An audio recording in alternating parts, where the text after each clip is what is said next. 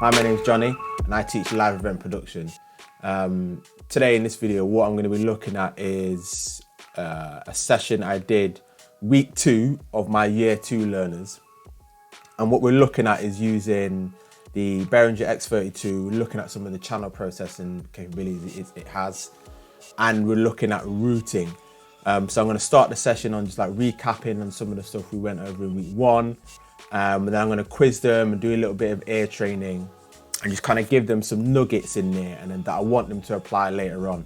And I'm kind of doing these videos, yeah, it's kind of like a reaction video, but from an educational standpoint, it's like a reflective practice. It's me improving, or me trying to improve, okay, how I deliver some of the sessions. How flexible am I? Am I putting the information across in a palatable way that the students understand it? Or areas for me to just improve student like their learning process even better. Obviously, it's all about the learning experience, and I'm kind of guiding them through that. So there's always things to pick up on, and that's what I'm going to try to do here. Especially like what I'm looking for is like, are there opportunities where I could have improved, or like, are there areas in when I'm delivering, I'm talking to the students and I'm doing certain tasks, are there ways in there that I could have either pushed their higher order thinking? Could I have been more inclusive in my practice? Is there another way I could have presented the information that maybe it could have assisted their learning? But we'll go through it. We'll treat it like a reaction thing, and I'll pause and I'll stop and I'll talk about it. And hopefully you guys in the comments also can see what I've done and say, oh, you know what you should do, Johnny? You should try that next time. You know what?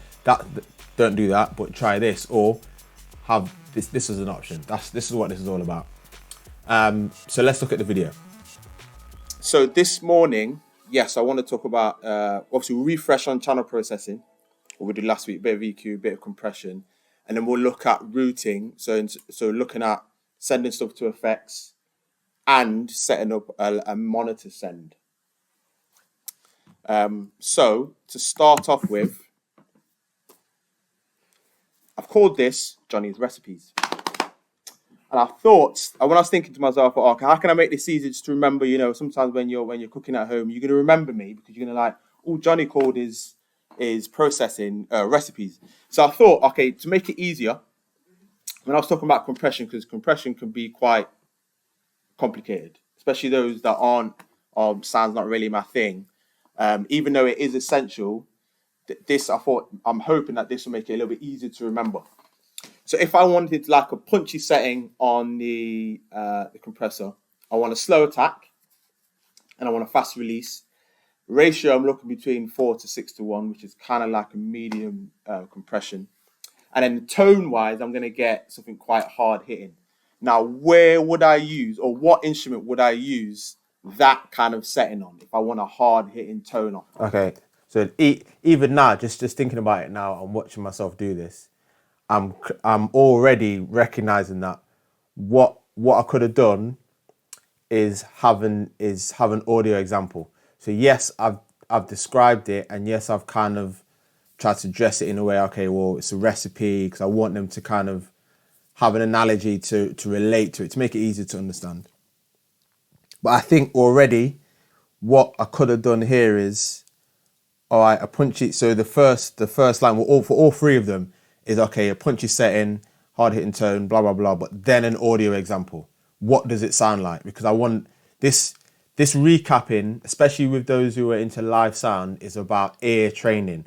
I need to get them to trust their ears more, that they can make these decisions based off like literally what does it sound like. Because your ears, in live sound, your ears are your that's where your money is. So I'm thinking about it now, and I'm already looking at, I should have done an audio example. Okay, what does just to re-emphasize, this is what a punchy or a hard hitting tone sounds like. This is what a softer tone of compression sounds like, even before and after, because I keep getting them to A/B. Okay, do something, check. What have you done? Has it improved? Yes or no? That would be useful here. That's what I'm thinking. Okay, let's keep going. Amity's got his hand up. Go on then. Yeah. Would you get that, John? Similar. Anything else? Give me another instrument. Would you use it on anything else other than a kick? Low tom. Anything you want a punchy sound out. So it could be on snare. You could even want a punchy vocal. You can use that setting on there. Then we've got smooth settings. Yeah, the description is good. So we've got a medium attack, medium release, moderate ratio. It's a bit of a warmer, softer tone. Now give me something else. What instrument would you might use for more? I want something a bit more soft, a bit more subtle, nothing too hard hitting. Give me an idea of an instrument. Lily. Sorry, I just remember your name. Sorry. Could be anything. Give me. It doesn't. It's not got to be the right answer. I'm just looking for a different instrument where you'd want a softer tone on. Guitar is a good one. Guitar is a good one. Yeah, so smooth. You might want a punchy guitar. You might not. You might want it to be subtle. You might want it to be quite soft. You just want it a gentle one in the mix. Sorry, I'm taking see your hand up. Go on. What about an example to think? Okay, what kind of a guitar? You could do bass, especially if we're in like a jazz setting where everything's quite smooth. It's quite soft. You could use a more of a smooth setting. All right, last one, an aggressive setting. Attack on this might vary unless you want it quick or you want it slow. But with the ratio on here is 6:10, and the tone we're looking here is a lot more aggressive and it's a lot more in your face. Now, where would you think you'd use this? This is a harder one. Wait, you had your hand up first. Go on, Alex. Probably Crash. You could, yeah. Yeah. Go on. Oh, sorry, Hannah, I'm going to come to you, Amity. Like an electric guitar or something. Definitely. In what kind of genre? Kind of more rock. Kind of more rock. Go on, Amity. I was going to say rhythm guitar in like more of a death metal band. Definitely. On a screamo vocal, if someone's you might want to crank up the ratio on that one.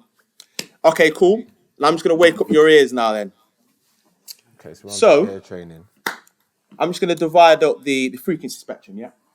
So just before we go into the ear training bit on the EQ, yeah, I definitely think because live sound is the most important sensors in this area of like where their specialism is down to their ears. More audio examples. Even a look, even like a visual look at, okay, well, what does like 10-to-1 compression look like compared to like a 2-to-1, where we're talking about like a soft compression or an aggressive one? Because even that visually is like just reinforced, okay, well, 2-to-1, like we aren't massively over impacting the dynamics of the sound we're compressing at 2-to-1 versus 10-to-1. And there's like there is a visible difference in terms of what the compressor is doing when we're activating some of the settings and we're working with the visual like GUI on the X32 or whatever mixing desk you're on.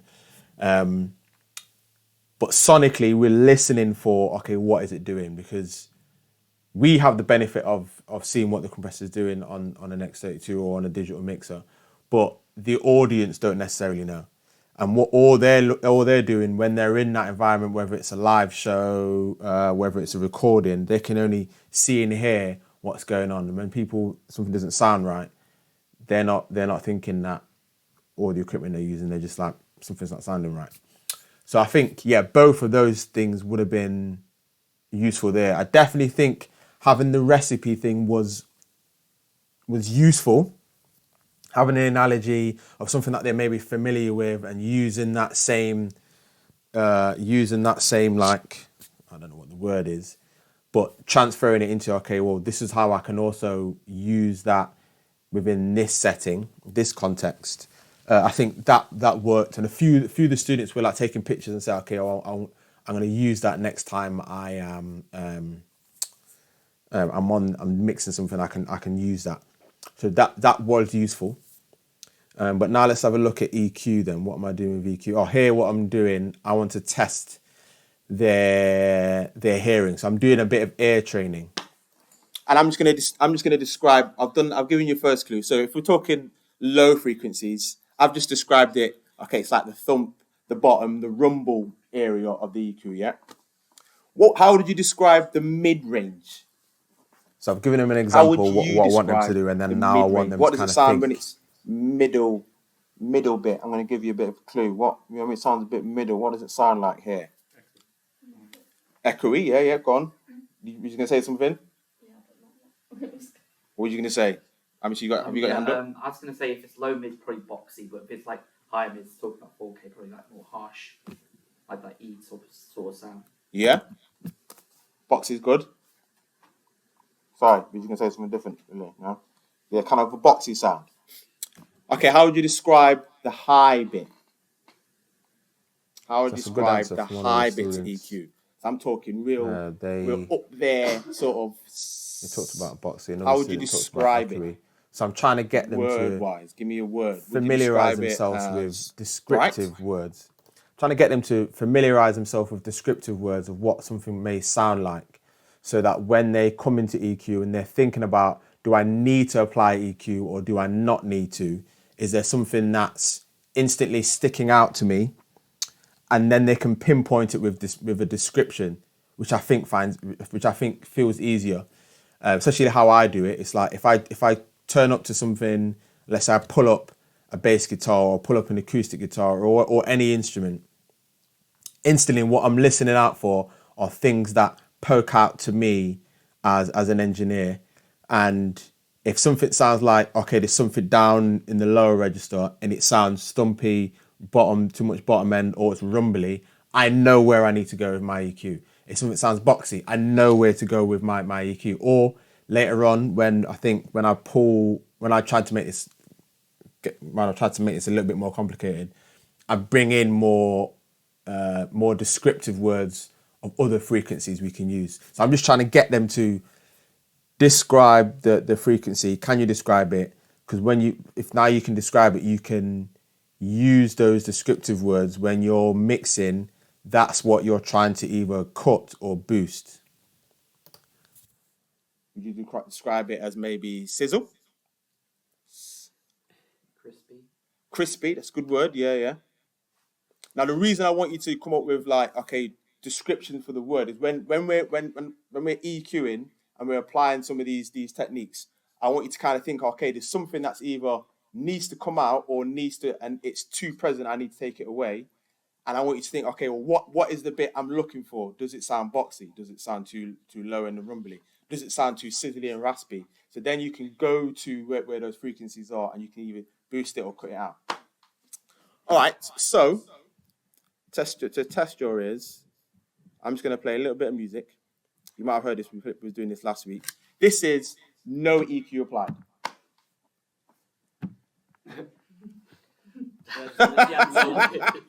That's the answer. No EQ, Johnny. Oh, man.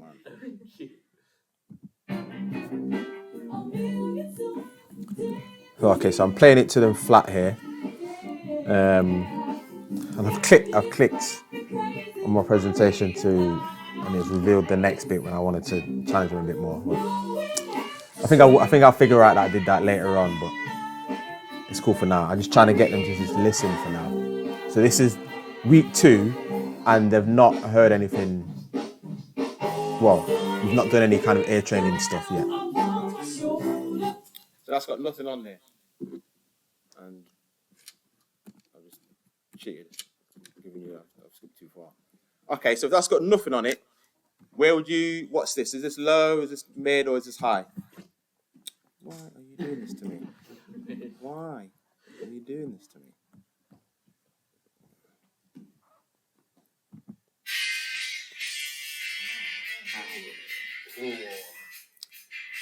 Is that low, is that mid, or is that high?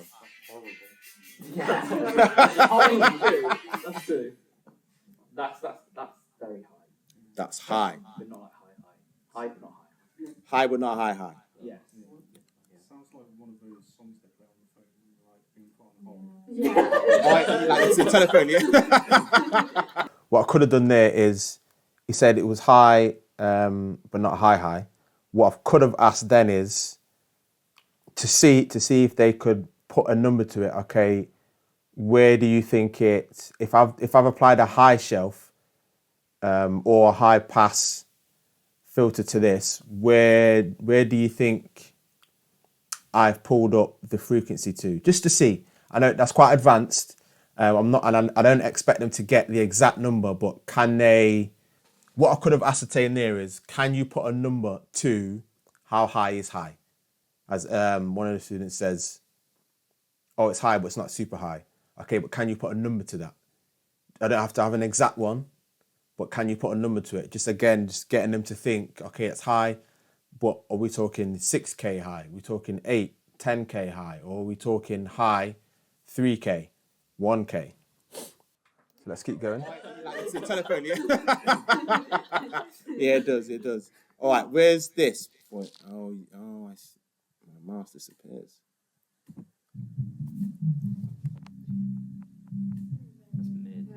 Very, very low, yeah? That's what I was listening to. It could also be caused by a lack of sub with that specific cab as well. Could be. You can hear it kick, but it's not very loud. Okay, well, what's this one then?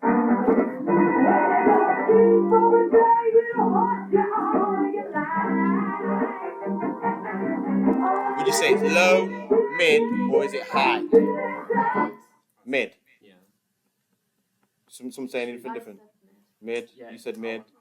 Mid. Everyone say mid. Like a sort of like a tannoy. I know Dan hates that word.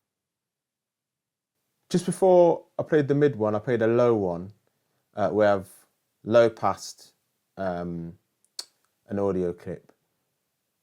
And they mentioned it could be from some sort of, or a lack of sub. And I didn't challenge it actually. No, I didn't challenge it in terms of like, if it was a lack of sub, then I wouldn't get any low end, where I am getting quite a lot of low end information. If there was a lack of sub, what would be the if there's a lack of sub, what is the result of that? If there's a lack of sub, there wouldn't be any low end, and I didn't challenge it. And I just moved on a bit too quickly. And I need to be a little bit faster on challenging misconceptions. Not that I think he may have got the wording wrong, but I still should have challenged it. Oh, like the megaphone thing. It's meant for intelligibility of voice instead of actually sounding good. Is that what they use the megaphone for? Lift music. Lift music. Yeah. All right, so we've had high, low, mid. One more. Morning. Last one.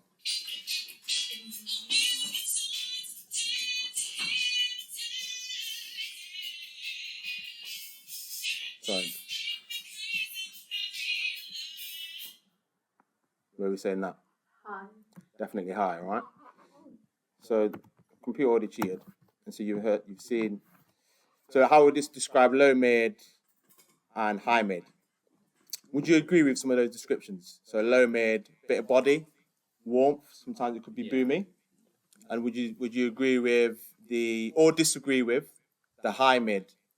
We can get a lot of attack, bite, clarity, presence. Would you just agree with some of those descriptions? Yeah, I think clarity has to be combined with the higher highs as well. Can't just be like high mid on its own, otherwise it just sounds a bit dull. Good answer. No, that's true. All right. So on these last three, then I couldn't quite pick up what he said, what one of the students said there, but if I recall correctly, they were talking about clarity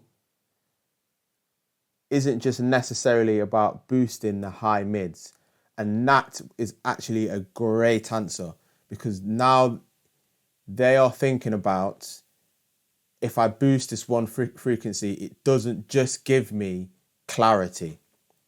The word clarity is actually a combination of things. And what I should have done there is actually praise the answer, because it's a very, very thoughtful answer.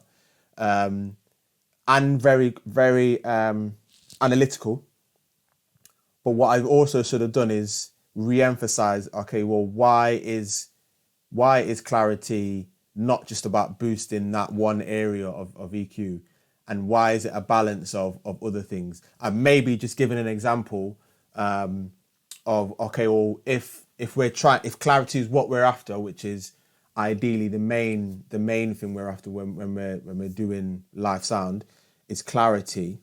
Well, in my opinion, clarity. It's, well, if it's not just about boosting that, what is it about? It's about a balance of other things, and that's what really I'm trying to get them to aim for when we're doing some of this practice, and we're getting them to practice, and they're refining their skills. That's the bit I'm aiming for, and I should have just leapt on that as like, okay, great answer.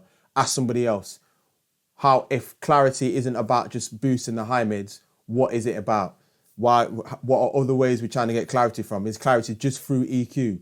And I could have took that answer and ran with it and pointed it to other students to get them all involved, to get them all understanding, okay, well, clarity, what that one student said, clarity isn't just about boosting that bit, which is a great answer, but getting them all to understand, okay, well, if clarity is more than just that, what do we all think? And get them all involved. And I didn't do it. My Johnny's test. Get out two X32s and we're gonna set up monitors and we're gonna look at the effect sends. So just bring up to speed though. Did you guys do any like reverb and delay stuff with Darren last year on the analog stuff? Yeah, we had a TC. So kind of establishing And what just they talk me through then, what they know. Milo, how would you patch in the TC Electronic, the effects? No clue. Go on, Ollie. Most of us didn't actually do sound. Yeah. What?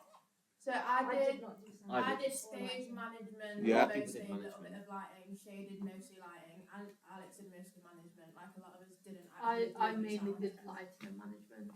I didn't do I was sound. in I did sound. I did sound. Darren! Okay, so those who did sound, then put your hand up. So just kind of two. All right. Can we just get two X32s out for ourselves? And just... Well, Okay, so here I've established that the group that I've got now, which has been mixed a little bit from the year one, two of them have raised their hand to say that they did sound, and one later on when we were setting up, I asked, they said that even though they did do sound in the other group, it was limited because the other group was mostly sound, people who wanted to do sound. Now, that's a good indicator. And I'm glad I did ask this question, because then I kind of get a gauge where what they know, and I need to strip things back in order to kind of scaffold their learning. So that's a great indicator, rather than me just pitching it at a certain level and it's too high. Yeah.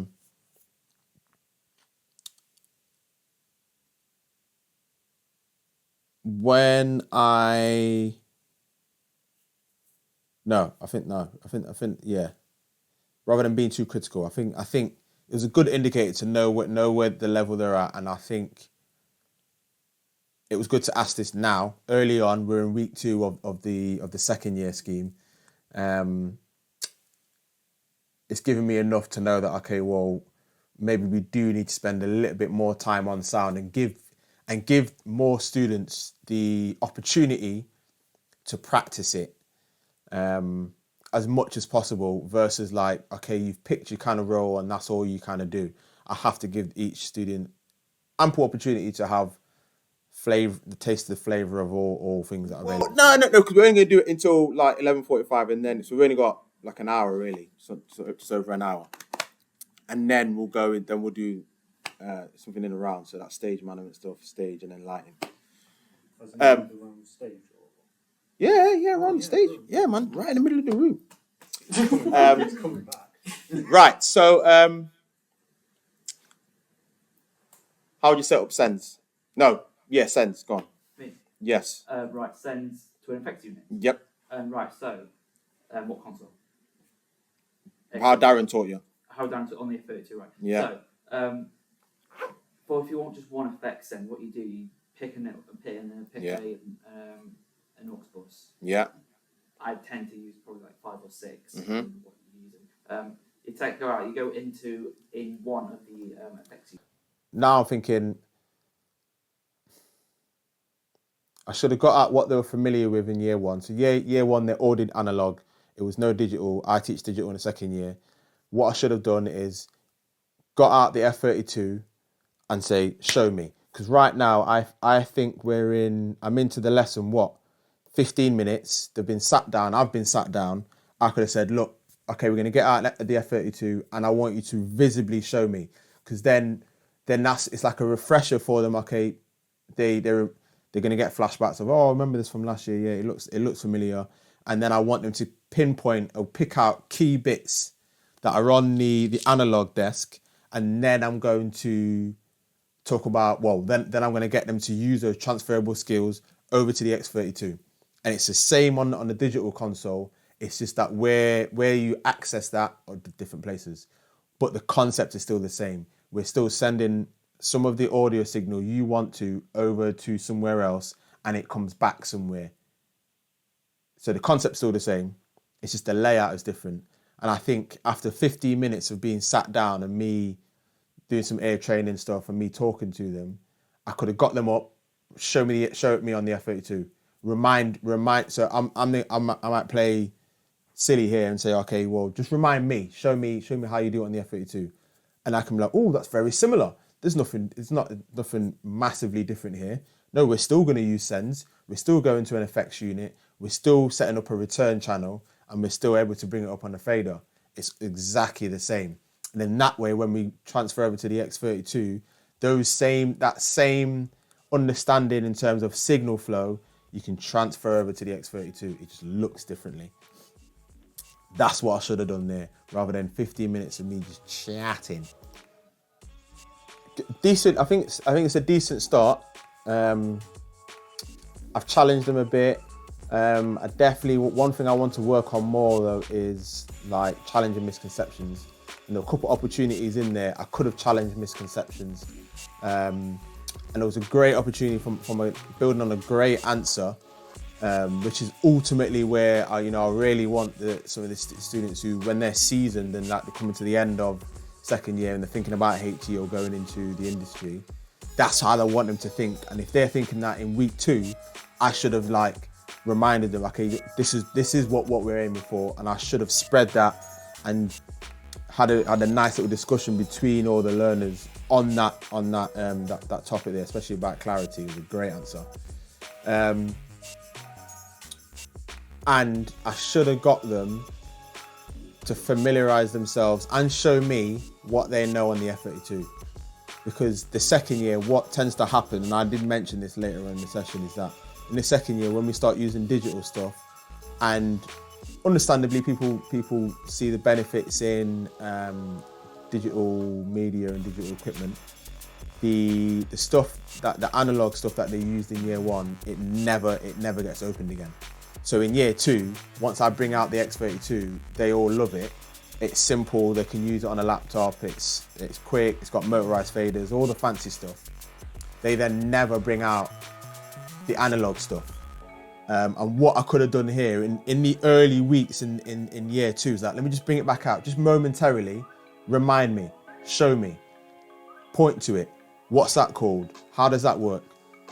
So that way, because they're familiar, they had a whole year on one console in year 1, they can then, okay, well, this is the sends, all right, that terminology. This is the returns, that terminology. This is the master, that terminology. This is my audio channel, that terminology. It's the same terminology on the X32. It's the same signal flow. It still works the same. It's just on a different console. It looks differently. How we access certain things is different. So it's not necessarily, yes, we are learning a new console and how it works, but the concept or how the fundamental skill in being able to mix is still the same on whatever console we have, or whatever console you're operating on. And that's what I should have done there. But it's good. I like this. Week 2, these students are really good. I've got 2 groups. These students are really good, and I'm looking forward to building on this learning experience. All right, thanks guys. I'm gonna wrap it up there. I'll stay tuned for the next one. Obviously, we'll look at the week 3 and how this kind of year 2 we kind of progress, and I'll take these learners from